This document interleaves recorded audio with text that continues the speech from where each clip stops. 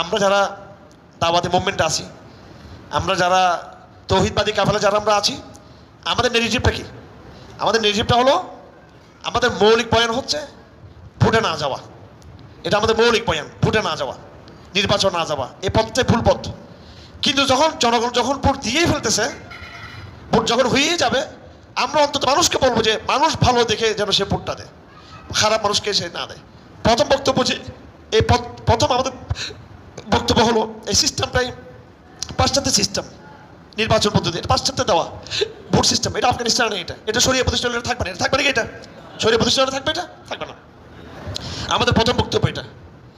কিন্তু যখন শুরু হয়ে যাবে প্রক্রিয়া, তখন আমরা বলবো যে যখন যাচ্ছ তাহলে অন্তত তুমি ওখানে গিয়ে যখন জনগণ চলেই যাচ্ছে, তখন অসৎ লোকদেরকে না দিয়ে সৎ লোক যারা আছে অন্তত এদিকে যতটুকু সম্ভব, দল দেখার দরকার নেই, ব্যক্তি দেখতে হবে আমার। এখানে দলের মানদণ্ডে কোনোদিনই হবে না। বর্তমানে এখানে আওয়ামী লীগ মুক্ত বাংলাদেশ, ব্যক্তি দেখে যারা যতটুকু শরিয়ার কমিটমেন্ট দিবে, মুসলিমদের পক্ষে থাকবে, জনগণ যারা ভোট দিবে তাদেরকে বলবো যে তাদের এই লোক দেখে তারা যেন ইয়ে করে, এটা যারা দিয়েই দিবে তাদের ব্যাপারে আমাদের বক্তব্য এটা। কিন্তু আমি দিতে বলবো না, আমি যারা দিবে তাদেরকে বলবো যে যেন এটা সত্য মিথ্যা এবং ইসলাম ইনসাফের তাকওয়ার মানদণ্ড যেন তোমার ভোট যেন ভুল জায়গায় যাতে না পড়ে। আল্লাহর কাছে একটা ভোটের চরম জবাবদিহিতা করতে হবে, কিন্তু মারাত্মক জবাবদিহিতা করতে হবে এগুলো।